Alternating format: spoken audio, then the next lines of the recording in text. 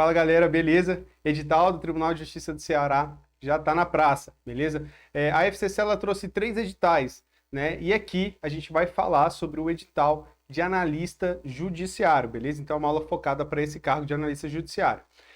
O edital ele traz ali que vai ter prova objetiva e também vai ter prova discursiva. E a prova discursiva ela vai ter um impacto muito significativo na nota final do concurso. Por isso, eu montei essa aula aqui bem objetiva, só para a gente traçar ali as principais informações do edital e, né, se preparar para o que deve vir na discursiva, para você já começar a ter uma noção de como fazer a discursiva, estudo de caso para a banca FCC, beleza? Ao final dessa aula também, eu vou falar sobre uma ferramenta que você pode utilizar para poder se preparar, e essa ferramenta é gratuita, tá? É onde você pode pesquisar enunciados ali da banca FCC, e também vou apresentar um curso de discursiva voltado para o cargo de analista judiciário do TJ Ceará, com temas direcionados, etc. Eu vou explicar um pouquinho mais lá na frente. Ao longo dessa aula, se você tiver alguma dúvida, tá? Você pode mandar mensagem lá para o Instagram, do @prof.brunomarques, que é o meu Instagram, ou lá no @ do Você Concursado, né? Você também pode entrar em contato com a gente pelo canal da Academia de Discursivas no Telegram, beleza? E o link do curso e os contatos também estão aqui na descrição desse vídeo. Então, vamos nessa. Primeira grande diferença aqui para o cargo de analista judiciário é o seguinte: a prova objetiva e a prova discursiva, né? Só para você ter uma ideia, no cargo de oficial vai ser aplicada tudo no mesmo dia, né? Nesse caso aqui de analista judiciário, vai vir em datas diferentes. Então, você no dia 19/6, né? Você vai ter ali a prova objetiva, beleza? E só no dia 7 de agosto, você vai ter a prova discursiva. Então, a banca ela vai aplicar a objetiva, corrigir a objetiva, selecionar os candidatos que estiverem até determinada classificação e convocar esses candidatos para a discursiva. Então, só vai fazer realmente a prova discursiva quem for aprovado na prova objetiva, tá? A objetiva vai ser aplicada pela manhã, né, no dia 19, e a prova discursiva também vai ser aplicada no período da manhã. A diferença é que a prova objetiva vão ser 4 horas de prova e a discursiva vão ser 3 horas de prova, tá? Então, já adianto aqui, vão ser 3 horas de prova discursiva, beleza? E você vai ter que fazer 3 discursivas. Então, você vai ter que gastar com a leitura, rascunho e folha definitiva 1 hora para cada estudo de caso. Então, assim, vai exigir um domínio da técnica muito, muito bom do candidato para que ele consiga finalizar as 3 discursivas dentro desse prazo estipulado.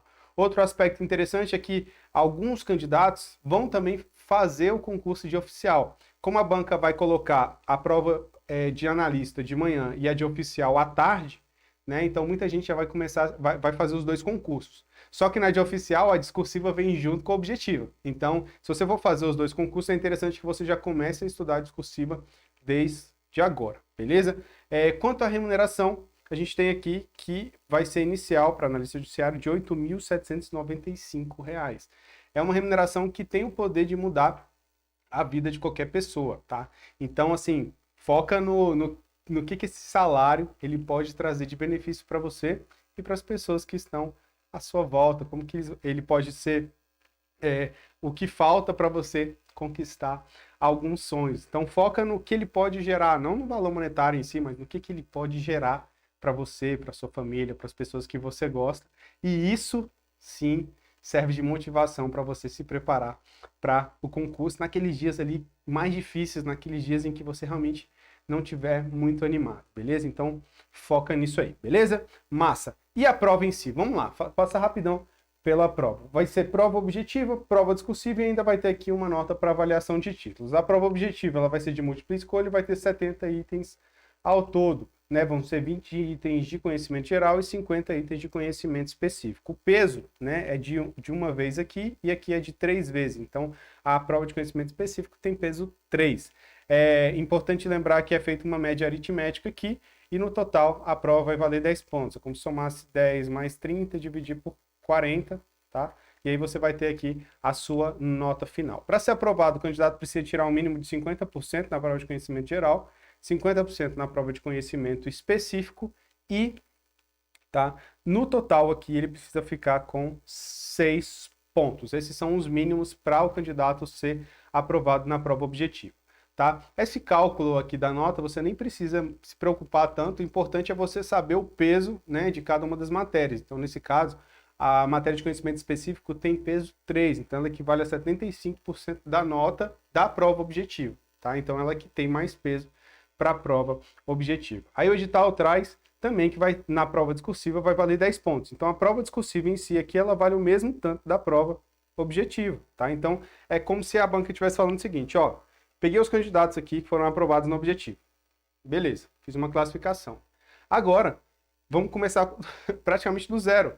Mais 10 pontos aqui, né? Então, o candidato que for muito bem na discursiva, ele pode conseguir uma boa classificação no objetivo, né? E vice-versa também é verdadeiro. Se a pessoa for muito bem aqui, conseguir o mínimo, mas tiver ido muito bem mesmo na prova objetiva, talvez ele consiga ficar numa boa classificação.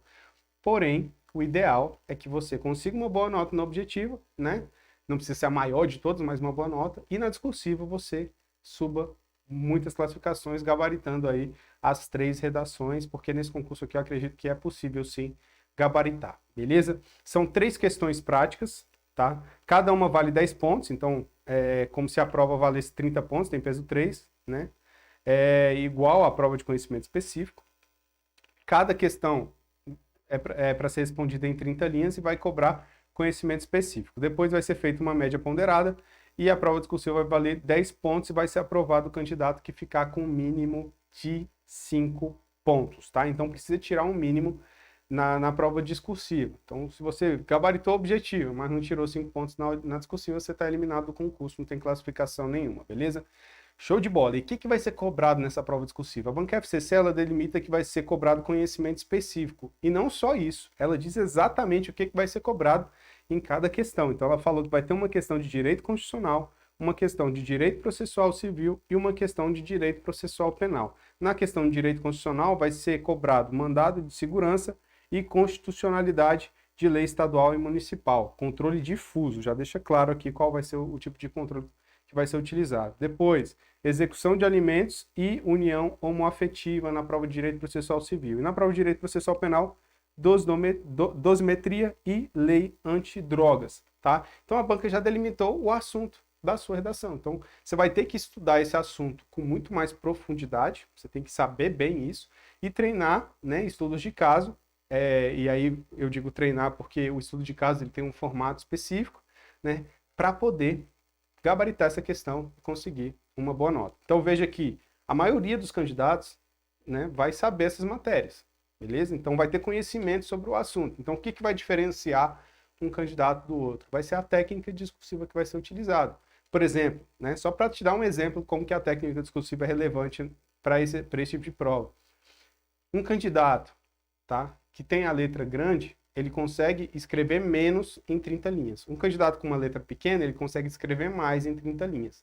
Então, quando o examinador pegar as 2 questões, as 2 provas, ele vai olhar para o candidato que tem a letra menor e vai falar assim, poxa, ele trouxe muita informação. Esse outro candidato não trouxe tanta informação assim, então provavelmente a nota desse candidato com a letra pequena vai ser maior. Por quê? Porque ele vai ter trazido mais informação para a resposta, tá? Então, veja que isso é técnica. Veja, o conhecimento pode ser o mesmo, mas como a técnica de discursiva de um é mais apurada que a de outro, isso vai ser o diferencial deles na pontuação, né? E a gente viu aqui que, como é muito relevante, vai mudar muito as classificações do concurso, beleza? Show de bola. E os títulos, eles vão somar aí até 2,25 pontos para os candidatos que apresentarem aí. Para poder ter essa pontuação máxima aqui, é preciso ter um currículo muito bom, dificilmente alguém vai ter isso aí, beleza? Show de bola, vamos lá. O que é importante a gente saber? Que vão ser corrigidas, tá? O edital traz essa tabela aqui, vão ser corrigidas 400 redações para ampla concorrência e 80 para pretos e pardos. Então, no total, a gente tem aqui 480 redações corrigidas, mais as redações das pessoas com necessidades especiais, né? Que aí, nesse caso, a banca vai corrigir de todos que conseguirem o mínimo no objetivo, beleza? Então, vai ser esse total aqui de 480. Só que não vão ser, por exemplo, se vamos supor que os 480 consigam, né, o mínimo, eles vão estar aprovados no concurso?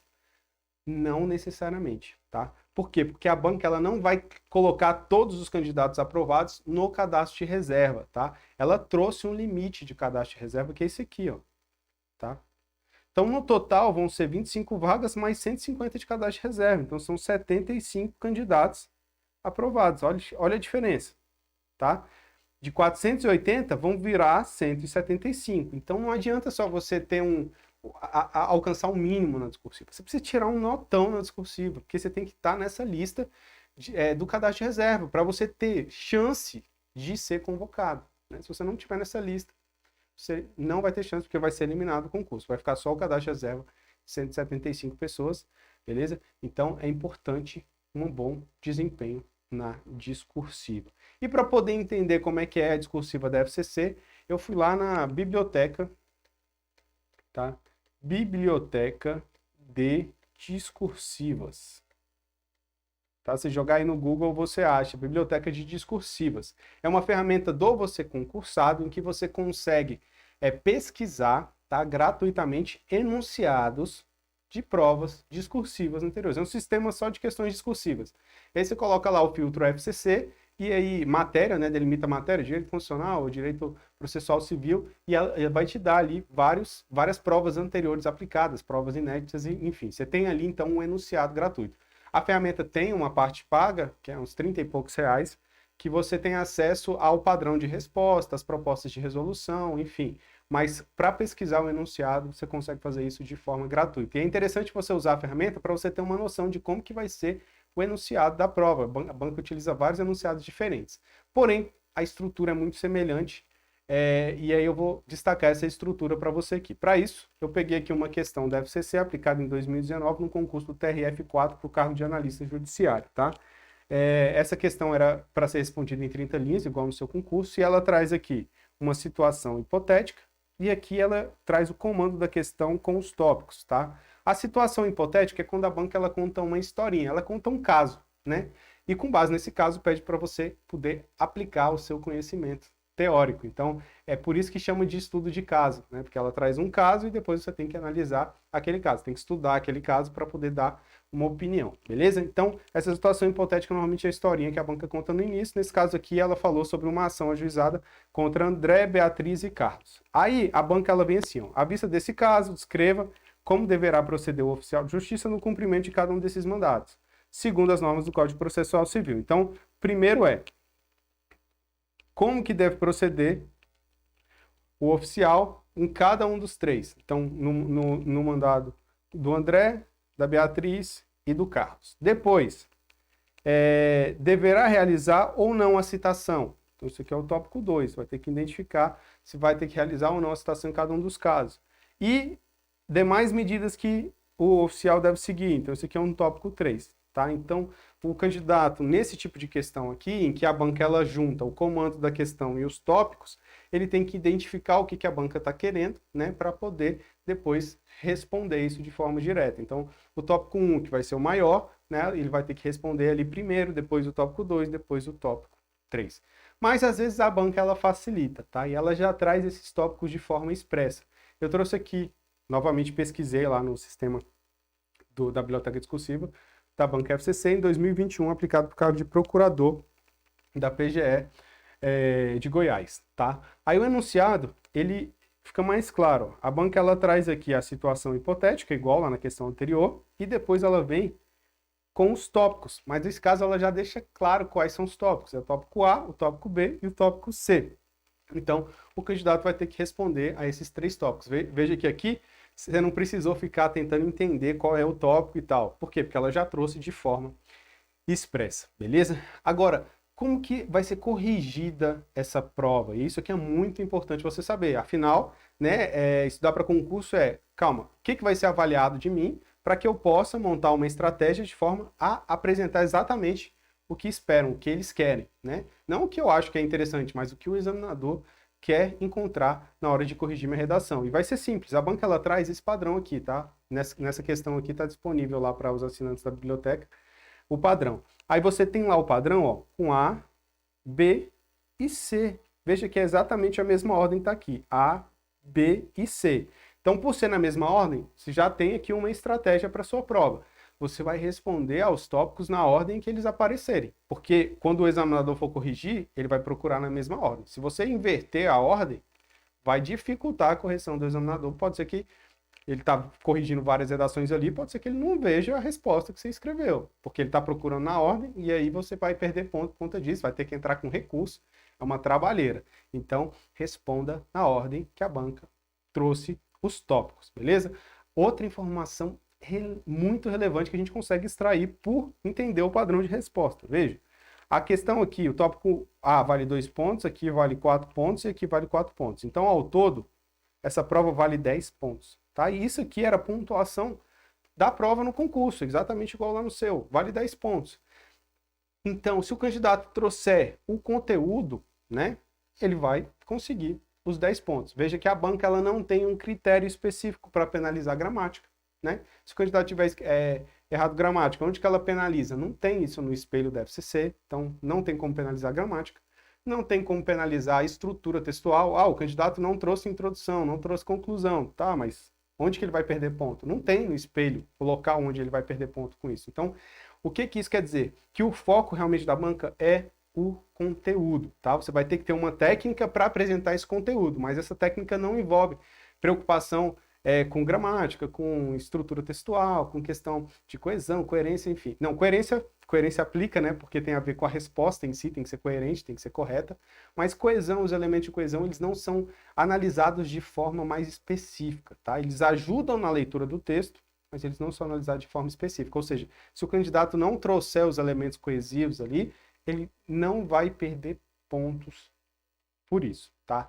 Então, isso, né, com base nessa análise, a gente consegue já montar uma estrutura de texto. Então, ó, a gente vai montar um parágrafo de desenvolvimento para cada tópico. Então, se o enunciado, né, tiver aqui 2 tópicos, você vai escrever resposta do tópico 1, resposta do tópico 2, em parágrafos diferentes. Se tiver 3 tópicos, né, você vai fazer 3 parágrafos de desenvolvimento. Tópico 1, tópico 2, tópico 3. Se tiver 4 tópicos, né, você vai fazer 4 parágrafos de desenvolvimento. Tópico 1, tópico 2, tópico 3 e tópico 4. Né? Então vai ser um parágrafo de desenvolvimento para cada tópico. Bruno, introdução e conclusão. Não precisa.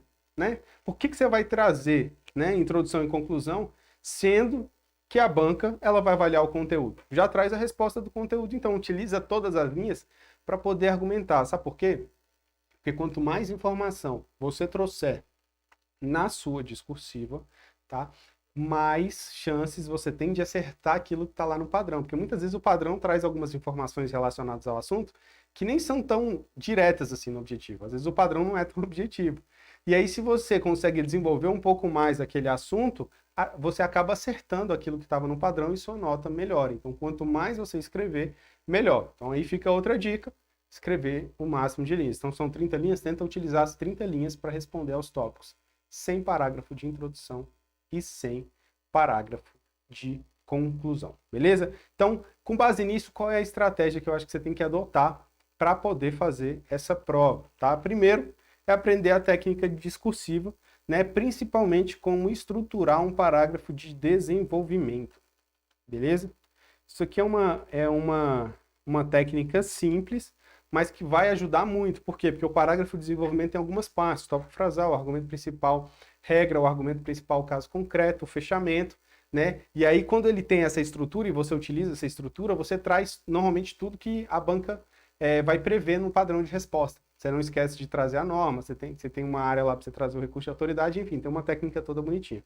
Além dessa técnica para elaborar, né, o parágrafo de desenvolvimento, você também tem técnicas para apresentação do texto, que vão fazer você aumentar as chances de conseguir uma nota melhor. Por exemplo, regras para tamanho de linha, regras para legibilidade, para utilização da margem, para utilização de rasura. Então, são técnicas que vêm para poder aprimorar o seu texto, né? Porque a banca vai avaliar o conteúdo, mas, por exemplo, não adianta nada você trazer o conteúdo se a banca não entender a sua letra. Ou não adianta nada você trazer o conteúdo se a banca, o texto ficar tão confuso que ela não consegue entender aquilo que você trouxe, né? Então, assim, tem algumas estratégias que é importante você treinar para conseguir realmente tornar a discursiva o seu diferencial. Além dessa técnica, depois que você aprender isso aqui, e se você fizer isso com você concursado, nos cursos do você concursado, você vai ver essa parte rapidinho, tá? Aí você vai começar a praticar. Então, você vai fazer uma redação, manda para correção, recebe um feedback. Faz outra redação, manda para correção, recebe um feedback. Você vai pegar esses feedbacks, analisar e tentar melhorar, fazer uma outra redação, mandar para correção e voltar com o feedback. Então, assim, no mínimo, né, o candidato, seria bom o candidato fazer pelo menos 3 redações até o dia da prova com correção, tá? E a correção tem que ser focada na banca FCC, naquelas estratégias que eu estava falando. Não adianta você mandar a sua redação de estudo de caso da FCC para um professor que corrige Enem. Porque aí, se você mandar para alguém que corrige o Enem, ele vai falar, tá faltando introdução, tá faltando conclusão, tá faltando elemento coesivo, tem muito erro de gramática. Tá, mas isso aí não vale ponto na minha prova, entendeu? Então, por isso que tem que ser direcionado para a banca FCC essa correção. Tá? E tem que ser com correção, por quê? Porque se você fizer várias redações, mas ninguém corrigir, como é que você vai saber o que precisa ser melhorado? Né? Você vai precisar, né, de alguém para poder apontar esses erros para você, então é por isso que é importante que seja com correção. Se você quiser, né, ter isso aí tudo já pronto, a gente tem um curso para o Tribunal de Justiça do Ceará, voltado para o cargo de analista. Esse curso, ele tem lá a técnica de discursiva, né, bem direta, bem objetiva. Depois, tem temas praticar com base nas matérias que estão previstas lá no edital, então direito constitucional, direito processual civil, direito processual penal, beleza? Você tem correções individualizadas para poder receber aqueles feedbacks direcionados para a banca FCC, então vão ser corrigidas com base no espelho da FCC, para questões técnicas, né?